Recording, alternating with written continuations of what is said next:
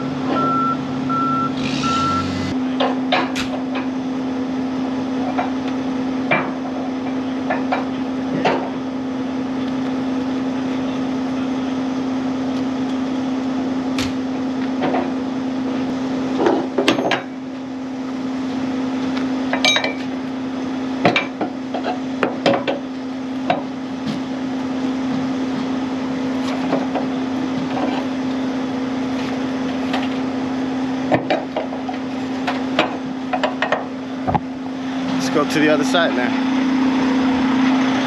This weight's get you away from the truck. The low weight's just under 45,000 pounds. Straps, working load limit is 5,400. Now the big difference between this trailer and the Melton trailer is that the rail guard on the side of the trailer for this for the Melton trailer was rated at 4,000. For what at least we were told. I actually never double checked it, but this one on the side plate of the trailer tells you where the working load limit, and it's actually 4,500 pounds. No, 5,400 pounds, if I'm not mistaken. I'll double check. I'll put it on the notes there, but I believe it's 5,400 pounds as well that it's rated for. So it's higher. So I could technically put about 10 straps and be okay, but I'll keep working what I learned and putting 11 if I can. It's not a big long load, so but I'll at least put 10.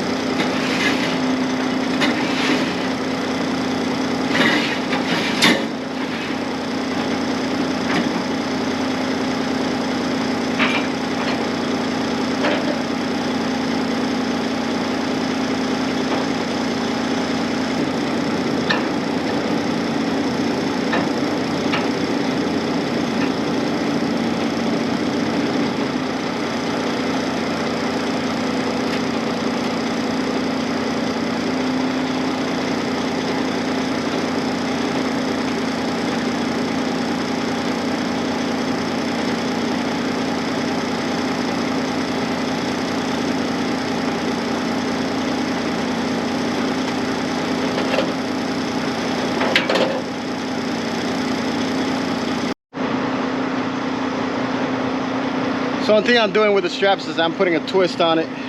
Sure, you guys have been doing this for a while now, but because this is an untitled load, straps outside, if you don't put a twist on it, it'll start flapping and making noise unless you put them super tight. But in order for that to work, when you put them super tight, that means you have to like you put pipe or something like that where they're, you know, the strap is like flat along the product. In this case, there's some spots here that are, you know, it's a gap, like right here. Let me show you. See that? You can see along.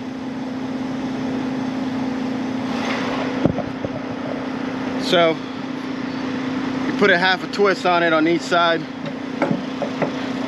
That's why you saw me that I put it on the rail, the hook, threw it over, and then I'll take it out and just put the twist. Found that works faster for me to do that. So let's go ahead and continue. After I threw all the straps, make sure the winches are where I want them to. Go ahead and Put the strap through the winches. Just in case you haven't seen that video yet, there is a video about how to put the straps I have on there. Make sure to link it out. It's on the playlist for the rookies. Again, just if you're starting off, you can go ahead and check that one out. Tips for rookies, that playlist for beginners. Notice my GoPro keeps stopping because keeps thinking I'm telling it to. But I'm not telling it to.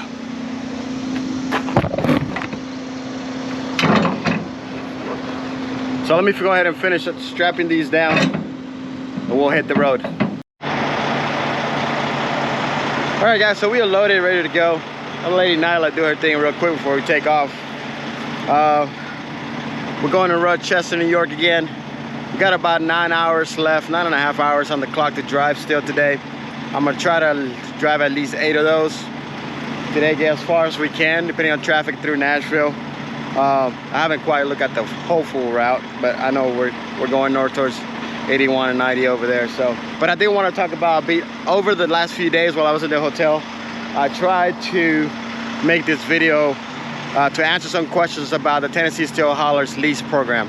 You guys have asked me about that, and honestly I tried about 3-4 times actually, and actually asked me what's up, and I just couldn't get it quite where I wanted to be, at least the way it looked and all that in the hotel setting. So we're gonna go through some points of that through this video and answer those questions.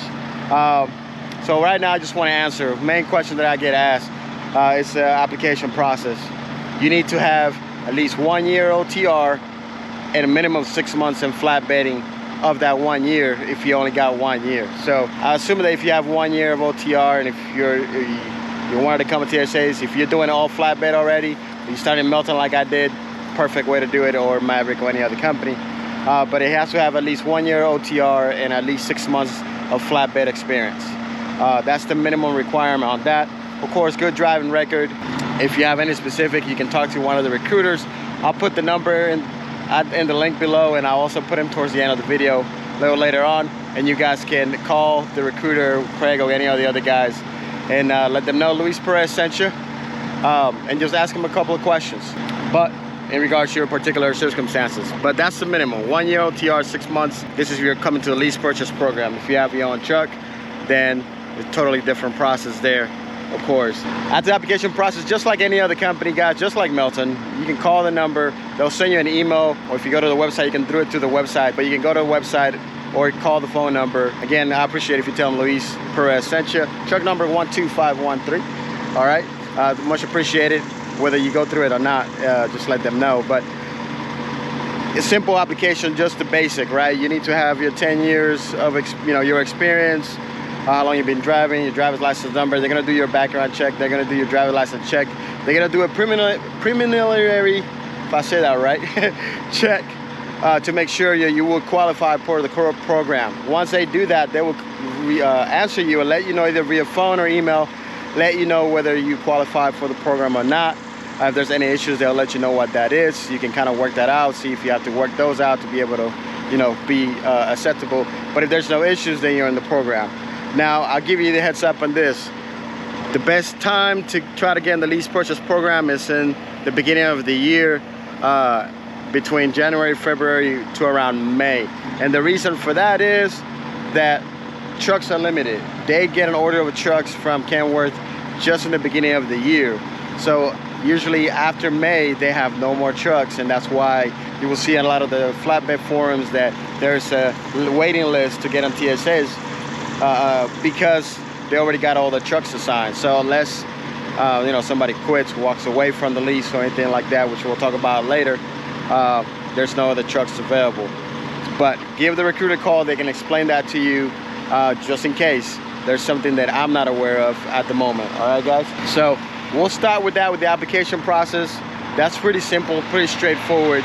And then next, we'll talk about orientation. So let's hit the road, and on the next update, we'll talk about that. All right, guys? Let's go.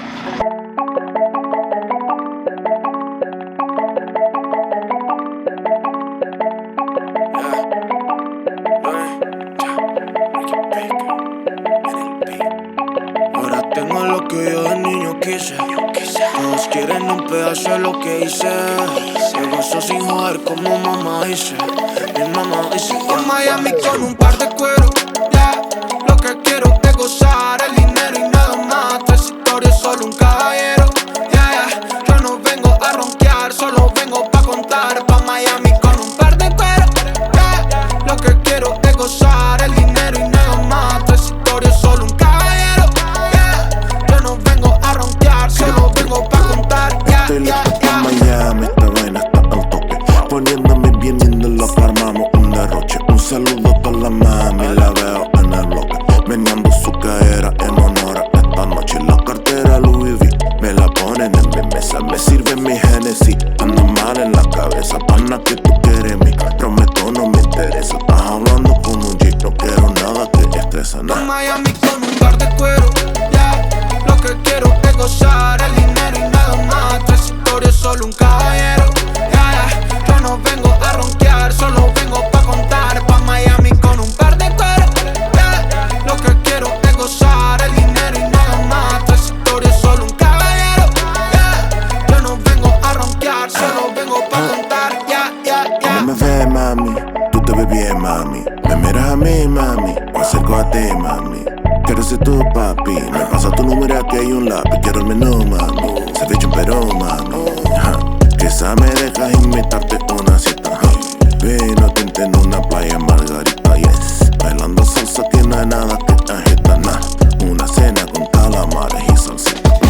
Dale un baile en la playa, un batido de papaya. Nos movemos como mantarraya, tu cabello falla. Y en Maya invita lo que tiene en su malla. Tú me llamas con tu corazón, tú lo pitaya. Dale un baile en la playa, un batido de papaya. Nos movemos como mantarraya, tu cabello falla. Y en Maya invita lo que tiene en su malla. Tú me llamas con tu corazón, tú lo En Miami pitaya. con un par de cuero, yeah. Lo que quiero es gozar el dinero y nada más. Tres historias, solo un caballero, yeah. Yo no vengo a ronquear, solo vengo pa' contar. Pa' Miami con un par de cuero, yeah. Lo que quiero es gozar el dinero y nada más. Tres historias, solo un caballero, yeah. Yo no vengo a ronquear, solo vengo pa' contar, yeah, yeah, yeah. Apenas son las 11, tiempo de relajar. Llena la copa, saca el caballo pa' cabalgar. Vamos, llevemos un pancito, un poco de sofrito. El arrocito rico con chorizo. Wow, baby, alguna vez probaste el erizo. Oh, baby, esa vaina te prometo está muy divino. Con un poco de limón y vino, un poco de la boca, no es pico, somos latinos. Baby, discúlpame, me desvié de lo importante. Era el vino, el caballo, tú mi comandante. Yo estoy listo. Alright guys, so we made it to Brookshire, Ohio. We're in a Flying J here. There's a Flying J and a pilot, smaller pilot across the street. Cut it down short about an hour. It was gonna cut it real close to where I wanted to make. So it's gonna add one more hour of drive for tomorrow, but no big deal. The thing with this load is going to a construction site, and I will be there around between 1 and 2 o'clock, keeping my door shut. So between 1 and 2 o'clock, the guys said they're there till around 5. So hopefully they're able to unload me tomorrow, so I don't have to stay stuck with it till Monday. But most likely I will end up having to do a 34 somewhere either in Rochester, or if I'm able to find a load to pick up Monday with a little bit of deadhead, most likely, then I'll just deadhead to that area, and then, you know, get closer and then do a 34, find a place to do a 34 there to load Monday. But I want to get rid of it tomorrow rather than Monday, and the reason for that is part of the lease program. Like you guys know, I've been in the shop all week, so I haven't done a run this week to cover my expenses for Monday yet. So this run pays real well. Almost $4 to the mile to the truck, so that will cover this week's, and could cover really next week's, and still have, you know, probably make a few $100s out of it still. But I'd rather cover this week, have more into the pocket this week, and just get a load Monday, maybe Monday or Tuesday that will cover next week, and then so forth. Because next week we have to be towards the end of the next week, I have to be in California as soon as possible. I'm gonna meet my grandson. I'll put you guys on that. I haven't met my grandson, and it's my daughter's birthday, and we got to take care of some stuff as well over there for just a couple of days. Probably no more than 4 days at the most. We'll be out. Again, I know taking quite a lot of breaks, but after that, we're hitting the road and staying on it for almost pretty much to October. Where we have an event in October to attend. But that's the plans. Now, going back to our Tennessee Steel Haulers, the process. We already talked about the application. Let's talk about orientation. Orientation is very fast. It's 3 days. Sorry about the tires running. It's 3-day orientation. Starts on Monday. You should have your unit and ready to go by Thursday. You will have kind of, all the normal paperwork, policies, and procedures. How everything works, the contract, how Tennessee Steel Haulers work, how you do your time, your e-logs, which is not on the Qualcomm. I'll show you guys that later. It's on the Keep Trucking app. We'll talk about that in another different video in depth. But they go through all those procedures, and policies with the company, what to expect, how to book your loads, how to talk to agents, which agents you have access to. They give you that information. First day though, they get through all the still interview part, right? First thing, driving test, if you want to call it that.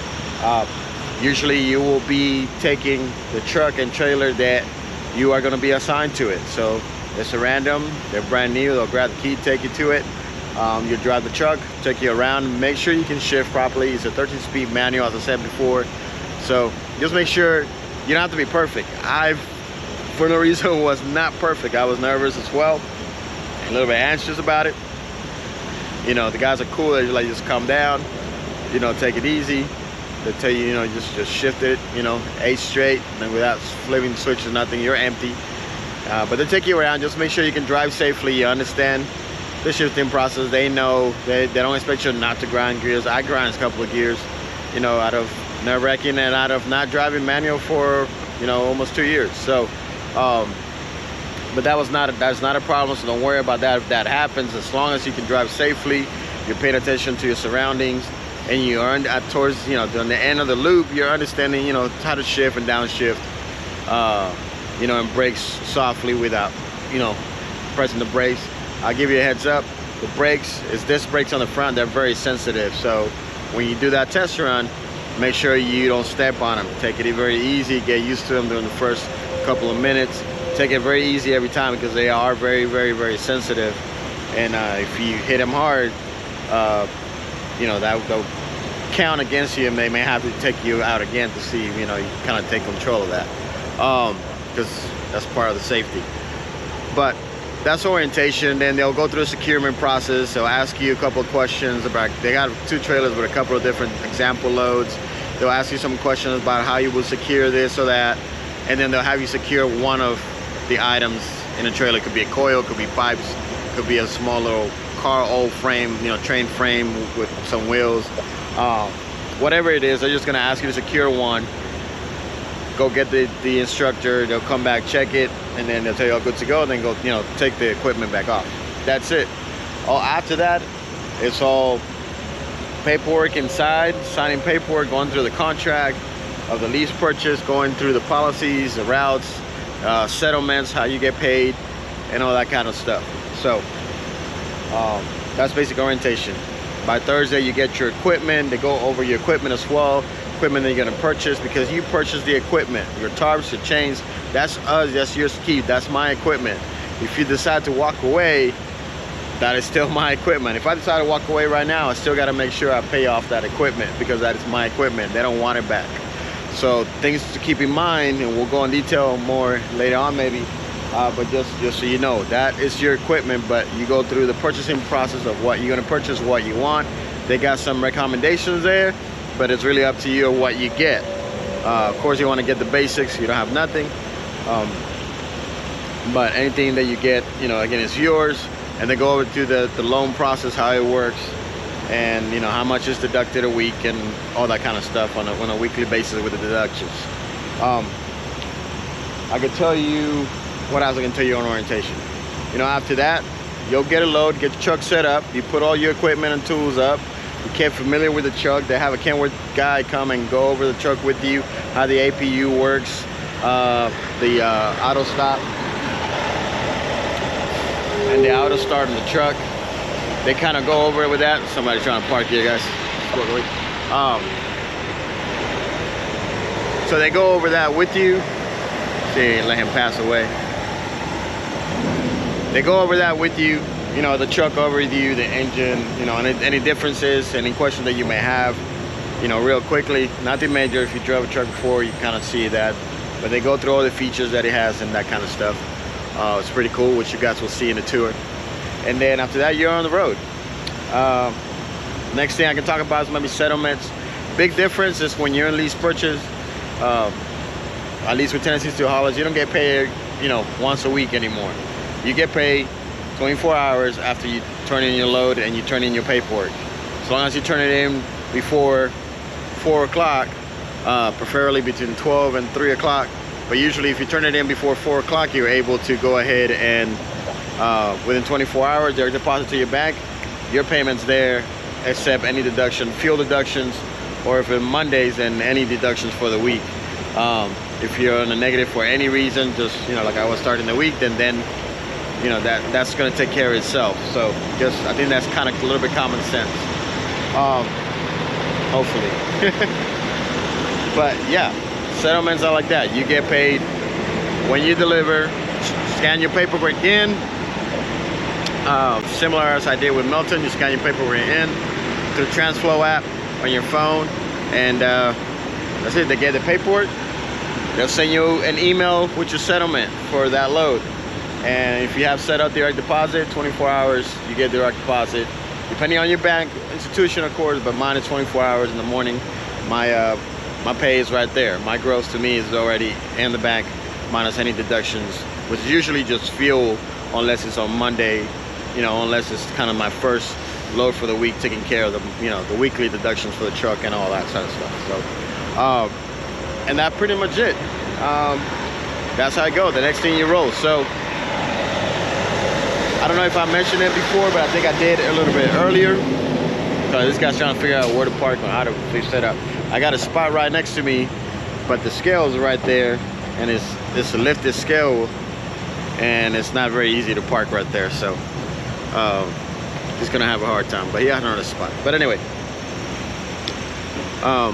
that's pretty much it. Like I said in the beginning, if you want to get a lease purchase with Tennessee Steel Haulers, the best time is to, you know, contact them ahead of time. Make sure your records, your driver records, all clear. Make sure your background and all that stuff is good to go. That you got the minimum experience required. But you can contact them. At least get on the calling list if you're really interested. And then between the beginning of the year to around May is the latest that you want to get in, because after that, all those trucks are gone. The new trucks are gone, and only unless you own your truck, then you can come in with them. But again, if there's any other opportunities the rest of the year, you have to definitely just contact the office and recruiter and just ask them, because I haven't asked that question yet. It's my first video, one of my first videos really talking about Tennessee Steel Haulers and the program. So they're aware. I said in orientation that I was going to do that, and they're all about it. So we're good to go. But again, if you have any questions that I can find out for you, just comment below. Let me know. I will, if I don't know the answer, I will look for him and ask for you, and, you know, respond to you on that. Again, you can hit me up on Instagram at WolfRider750, which I see those messages faster most of the time than I do my YouTube content, but I do keep up with it. You guys know I do. But anyway, we're going to end the video here on this load for tonight. We're going to end the video here, and we'll see you on the next one, guys. So, Wolf Rider out. Peace.